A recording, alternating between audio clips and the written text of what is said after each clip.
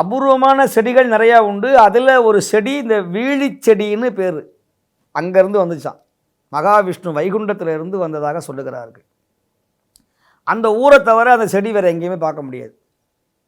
அந்த வீழி செடியை நீங்கள் வேறு எங்கே வச்சாலும் வளராது. அந்த கண்ணை கொண்டு போய் நீங்கள் அந்த செடியை கொண்டு போய் வேறு எங்கே வச்சாலும் பட்டு போயிடும். அந்த ஊரை தாண்டி அந்த செடியை கொண்டு வர முடியாது. இன்னமும் அதிசயம்.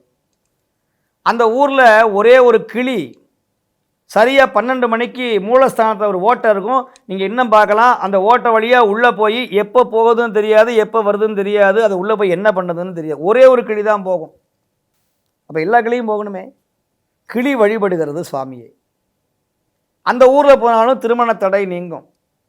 அந்த ஊரில் தான் நம்முடைய ஞானசம்பந்தர் பஞ்சம் வந்த பொழுது வாசி இல்லாத காசை பெற்றார். வாசினா குற்றம், வாசினா குற்றம், செல்லாத காசு, டூப்ளிகேட் காசு, செல்லாத நோட்டுன்னு நம்ம சொல்கிறோமே, அந்த மாதிரி வாசினா குற்றம், குற்றமுடைய காசை சிவன் தருகிறார். எதற்காக?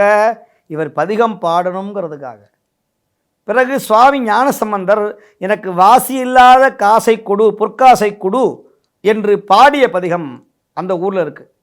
இன்னமும் வாழ்க்கையில் செல்வமே கையில் காசு இல்லை, சம்பாதிக்கிறேன் கையில் பணமே நிற்கலை, எவ்வளவு சேர்த்தாலும் மருத்துவ செலவுக்கே போகுது, தேவையில்லாத வீண் செலவுக்கு போகுது, என்ன ஆகுதுன்னே தெரியல அப்படின்னு வருத்தப்படுகிற அன்பர்கள் இந்த பதிகத்தை 2 வரி தான், 2 வரி, சின்ன அழகான பதிகம். அது ரொம்ப அவ்வளோ சிரமம்லாம் கிடையாது. வாசி தீரவே காசு நல்குவீர் மாசில் மிழலையீர் ஏசல் இல்லையே, அவ்வளோதான். ஒரு பாட்டு முடிஞ்சு போச்சு.